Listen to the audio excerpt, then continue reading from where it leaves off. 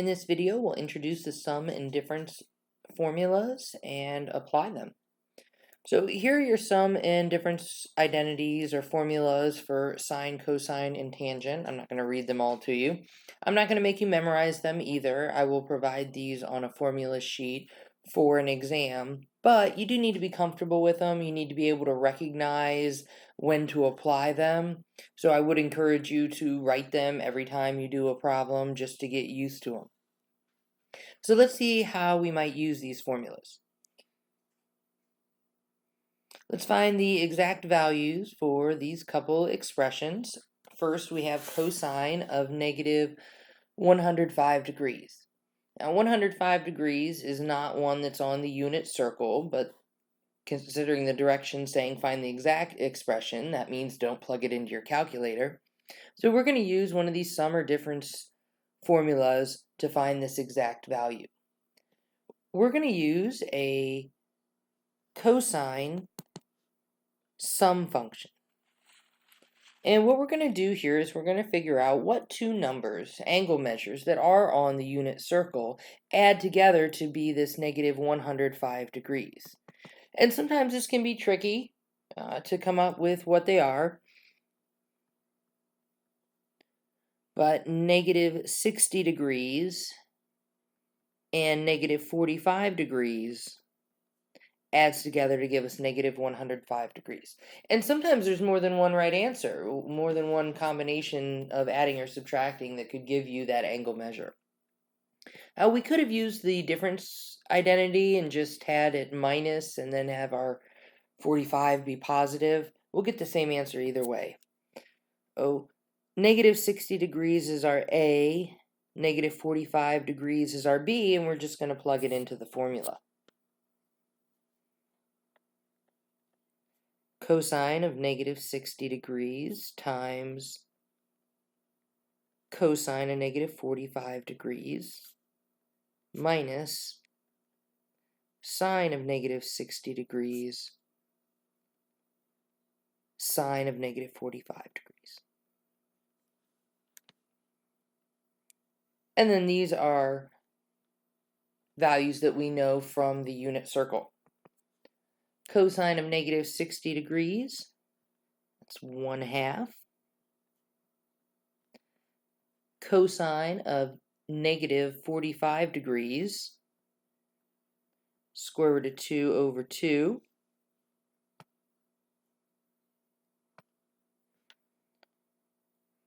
Minus sine of negative 60 degrees is a negative square root of 3 over 2. And sine of negative 45 degrees, a negative square root of 2 over 2. And to get these values, of course, I always encourage you to come over here and make your triangles, to get these values. All right, so let's multiply and see what we get. Square root of 2 over 4. And then here we have two negatives being multiplied together, so that's just going to be minus a positive square root of 6 over 4. There we go. You could rewrite it all in one numerator if you preferred. It doesn't make a difference to me.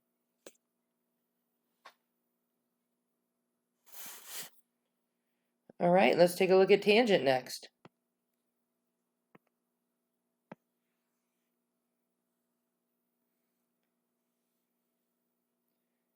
Finding the exact value for tangent of 11 pi over 12.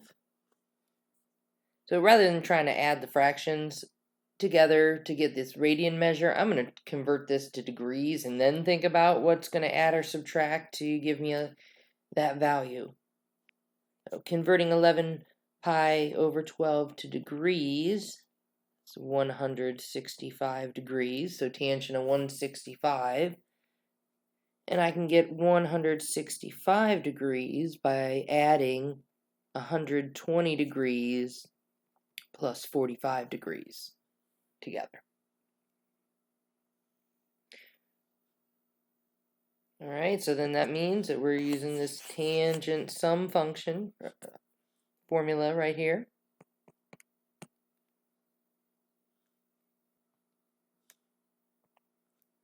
where 120 degrees is my A and 45 degrees is my B. So let's plug in. I have a tangent of 120 plus tangent of 45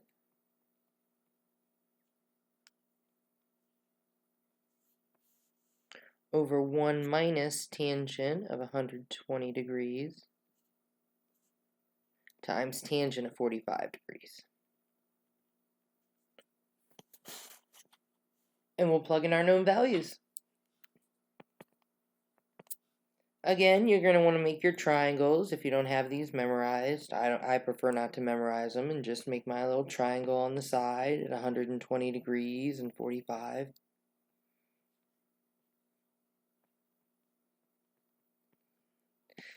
Tangent of 120 degrees, negative square root of 3, plus tangent of 45 degrees, that's going to be 1, over, on the bottom, we're going to have 1 minus these two multiplied together, negative square root of 3 times 1. It's going to be negative square root of 3 plus 1 over, we have double negative here, 1 plus the square root of 3 in the denominator. And I'm fine with that. I don't feel any need to rationalize that. Okay. Next, let's find sine of 40 degrees times cosine of 160 degrees minus sine of 160 degrees times cosine of 40 degrees. Well, none of those are on our unit circle as angle measures. And I don't know about you, but I don't want to do what I just did 4 times to figure out what this is. So there's got to be a better way. This is where I mentioned earlier about it being important to recognize these formulas even if you don't have to memorize them exactly.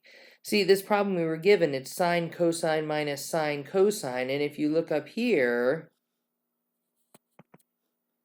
we have sine cosine minus sine cosine. So in this problem, we're actually going the opposite direction. In the first two, we started on the left side and went to the right side, but here we're going on the right side, starting on the right side and going back to the left side. 40 is our A, 160 is our B, so this turns out to be sine of 40 degrees minus 160 degrees, which is sine of negative 120 degrees. And we'll make ourselves a little triangle. Negative 120 puts us here with a 60-degree reference angle, so the sine there, negative square root of 3 over 2.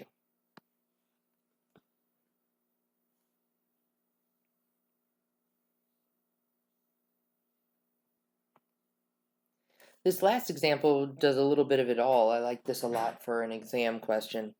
We're going to let sine of s be equal to 2/3 and sine of t be equal to negative 1/3, where s is in quadrant 2 and t is in quadrant 4. We want to find cosine of s plus t, sine of s minus t, and tangent of s minus t. This example looks at things a little bit more generally because our values 2/3 and negative 1/3 aren't unit circle values. All right, so let's start with part A. Finding cosine of s plus t. So you're going to want to look back to what the formula is. Cosine of s, cosine of t, minus sine of s, sine of t.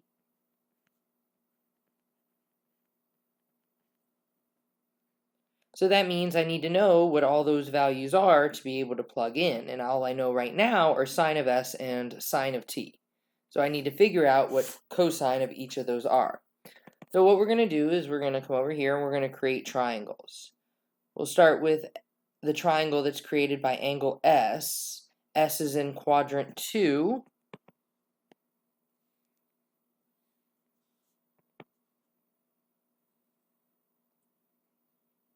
There's our angle S, and it's creating a triangle. And the sine of this triangle, I'm actually going to put my S on the inside as a reference angle. Sine of S is 2/3, so that's going to be the opposite and hypotenuse side. And we'll do Pythagorean theorem to figure out what our adjacent side is, because we'll need that for the cosine. Oh, that'll be 9 minus 4 square root of 5. And since we're in the second quadrant, we know cosine is negative in that second quadrant. So that means that cosine of S, and I'm just going to write it above here where I have the sign just for easy reference, cosine of S is going to be negative square root of 5 over 3. And I'm putting it here just because I might need it for subsequent problems. All right, we need cosine of t as well, so that means we're creating another triangle. This time angle T is in quadrant 4.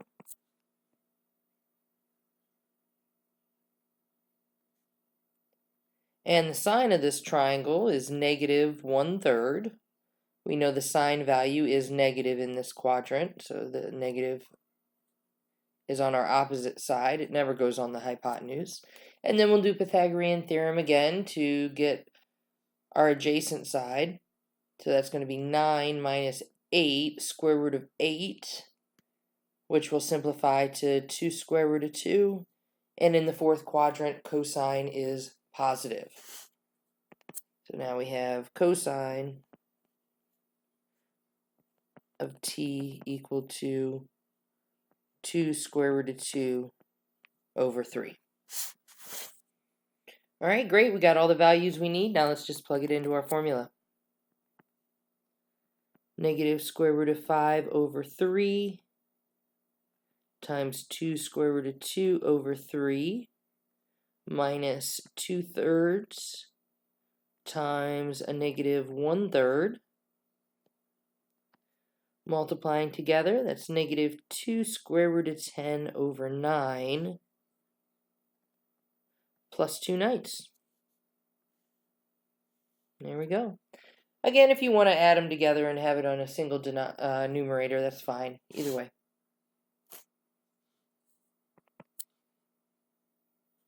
All right, on to part B. Here we're finding sine of S minus t.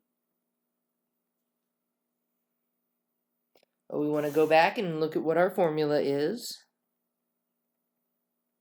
Sine of S, cosine of t, minus sine of t, cosine of S. And we already have all 4 of those values from the first part. So we'll just take them and plug them in.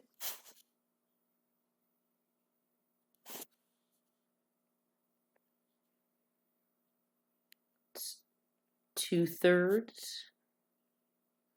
times 2 square root of 2 times 3 minus a negative 1/3 times a negative square root of 5 over 3.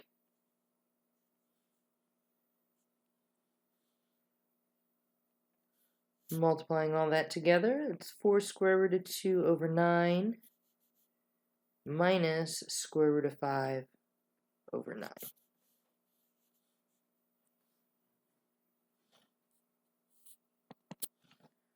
Okay, last one, part C, tangent of S minus t.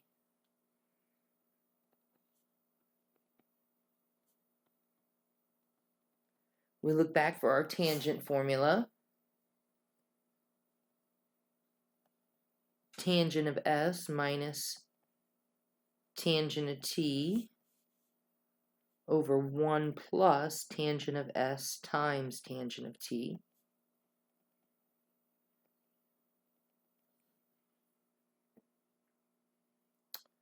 Well, this formula is all tangents, and we haven't found any tangents yet, but we can get them from our triangle that we already created. So let's figure out what just tangents each of these are.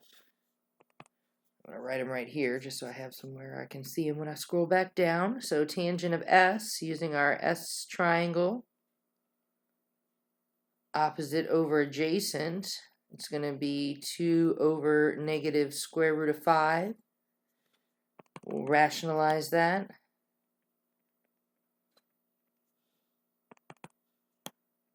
So we're looking at negative 2 square root of 5 over 5.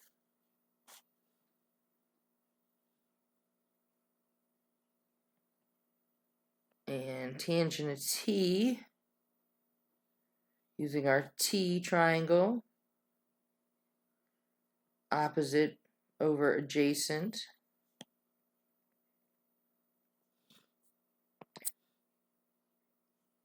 And I'll rationalize. Although I'm wondering as I'm doing this if it's going to be worth it.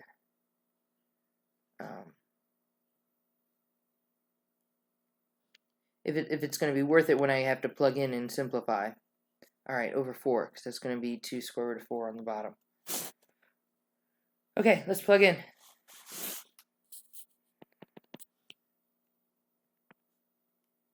Tangent of S, negative 2 square root of 5 over 5 minus tangent of T, negative square root of 2 over 4 over 1 plus negative 2 square root of 5 over 5 times negative square root of 2 over 4. Alright, cleaning up in the top, we can make that a plus.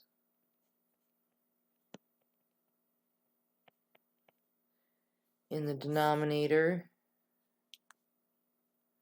that's going to be 1 plus 2 square root of 10 over 20.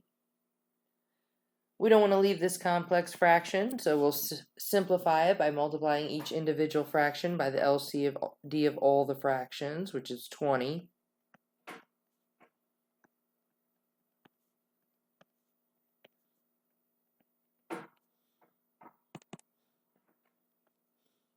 Doing some simplifying here, we get a 4, we get a 5, those are totally gone. That's going to be a negative 8 square root of 5 plus 5 square root of 2 over 20 plus 2 square root of 10.